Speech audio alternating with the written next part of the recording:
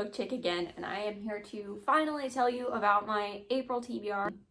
This is a big stack, but the good news is I've already started a few of these, and some of them are my childhood rereads, so they should be pretty quick reads because they're books that I read in first grade or second grade thereabouts, but mostly first grade from what I remember anyway. But the first book is one that I actually bought because of Book Talk and Instagram and all of that. Like, everyone is talking about it, and I wanted to see what all the hype was about. So I bought it, and I bought the second book. It's waiting to be read. It's on my book cart, but I'm finally halfway through Court of Thorns and Roses by Sarah J. Maas, and I totally get it now. Like, I totally understand what everyone was talking about. This book is so good. I've heard that it's not as good as A Court of Mist and Fury, but I mean, if it's only going to get better from here, then I am very intrigued because this is very good.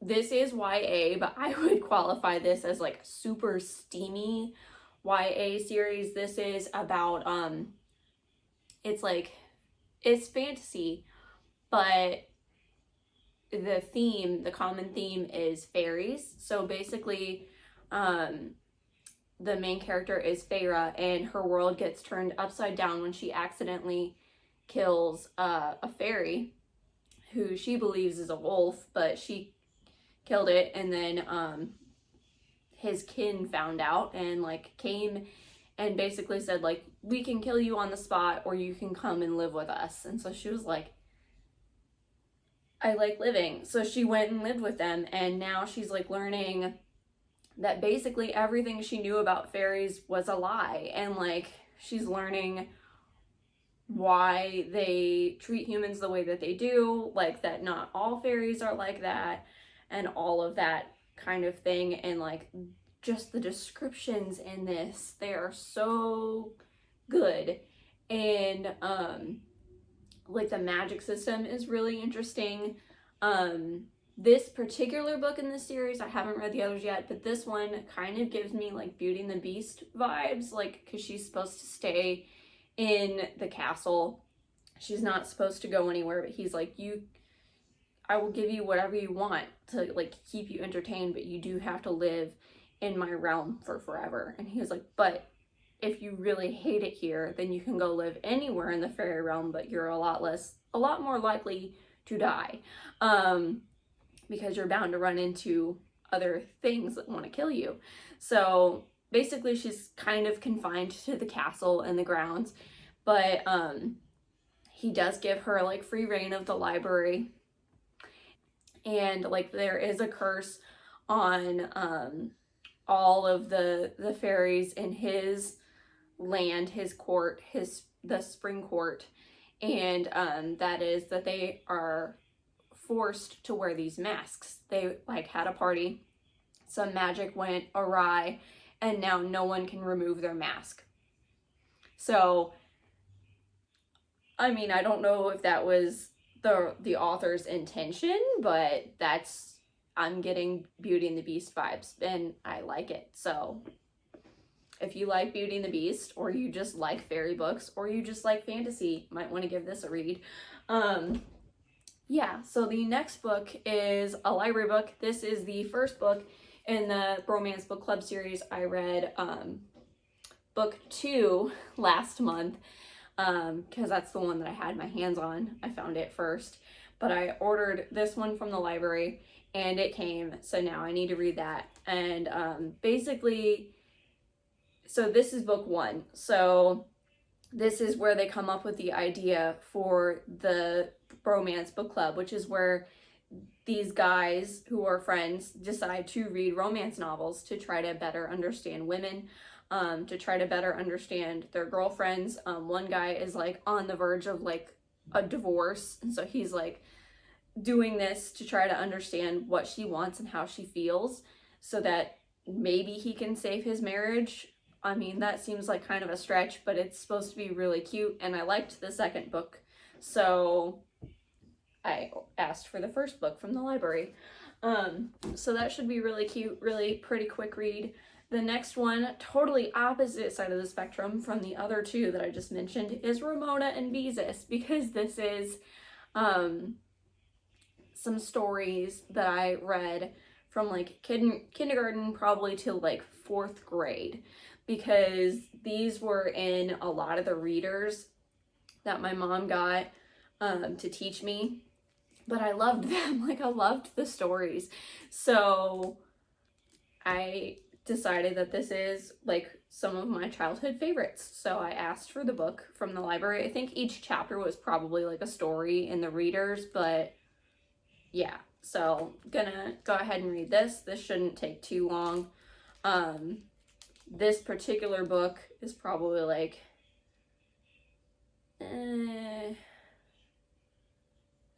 2nd to 3rd grade, but I could have read this with help when I was in 1st grade, so I'm counting it.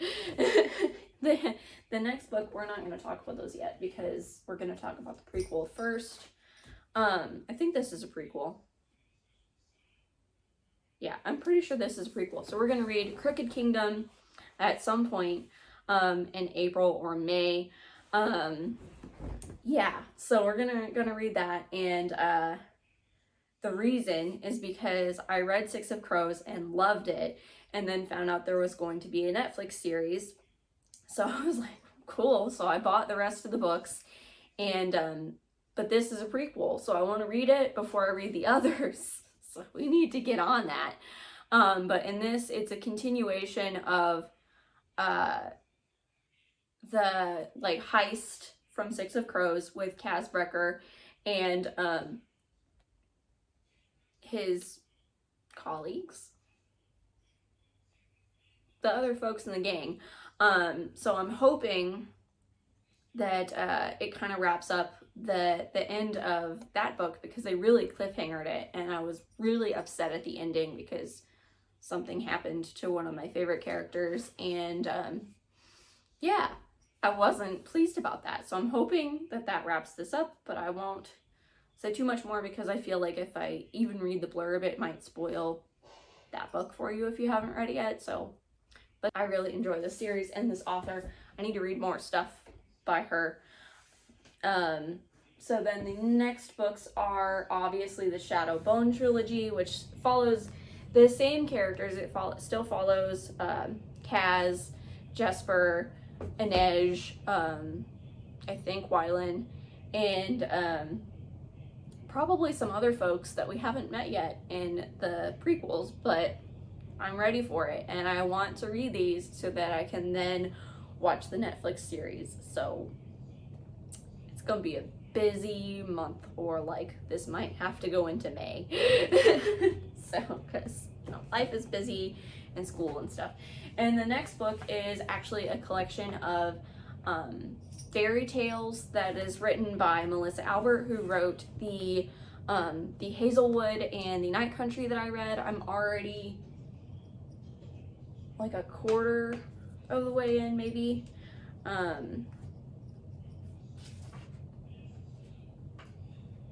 Page 55 is what I'm at. But these are like they're short stories that are, I'm not sure if they base them on fairy tales, like real like fairy tales that we all are familiar with, or if like they just completely came up with these on their own. But I really enjoy their writing style, so I ordered this and from my local bookstore, who I'll be tagging, and I just really enjoy it, and I wanted to know more about those stories because they mentioned them in the novels, but just briefly, you know, like, and I was like, I want to know more, so here's this. But I am thoroughly enjoying it so far. They are not your normal fairy tales. Like, I would say they're even creepier than Brothers Grimm. Like, they are dark and creepy, like almost horror, but not quite like horror with a weird fantasy twist. But yeah, and like it's another one of those soft touch covers, which I just love. My ACOTR books are soft touch too, and I don't know why. They feel like velvet, and I like it. Yeah, but that is that. The next one is Where the Crawdads Sing. Everyone everywhere is talking about this, so I asked for it from the library. I didn't expect it to come so soon, but it did. So why do I do this to myself? So we're gonna read it. Basically I read like the first 20 pages a year ago, and then I had to give it back to the library. But I want to finish it. So, but basically this follows a little girl, I forget her name, but her mom just like leaves one day, and then like one by one all of her siblings leave, and it's just her and her dad. And I think she might murder her dad. I'm not 100%, but everyone is raving about this book. This is just like a slice of Southern heaven and horror all mixed together, it sounds like. I think, like I said, I think there's a murder. They talk about food a lot, I think, and the common thing that I've heard from people is that like the swamp almost is a character itself, and I'm like, that's interesting. I need to know more about that. So I asked for it, but I didn't expect it to come so soon. Again, I say, why do I do this to myself? The next book is another childhood reread. This is 10 in the Bed, which is just a counting book, but I have like distinct memories of reading this over and over and over. So I'm gonna read it. Basically, it's exactly what it sounds like. Like, this little kid is in this bed, and it's supposed to be bedtime, and it's too crowded with his stuffed animals, and he keeps telling them to roll over, roll over, roll over, until eventually he's the only one left in the bed. But I distinctly remember it and the artwork, so gonna reread it. Nyx is bound and determined to destroy stuff in this room. The next one is actually a reader. I'm not gonna read the whole thing because I don't want to kill myself. This is like, I think Mom said this was actually 2nd grade, but I think I remember reading it earlier than that because she like let me flip back and forth in the subjects I was really good at. So I'm gonna reread this because it has a dinosaur story that I distinctly remember. It's called A Balanced Diet, and I think he goes to the grocery store and he just like kind of goes crazy, but I really, really remember that story, so we're gonna read it.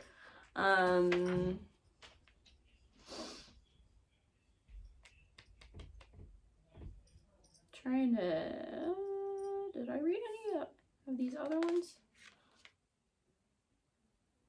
Oh, there's a Henry and Mudge story in here, so those were a big part of my childhood too. Henry and Mudge and Ramona and Beezus were huge parts of my childhood, so definitely gonna reread Henry and Mudge. And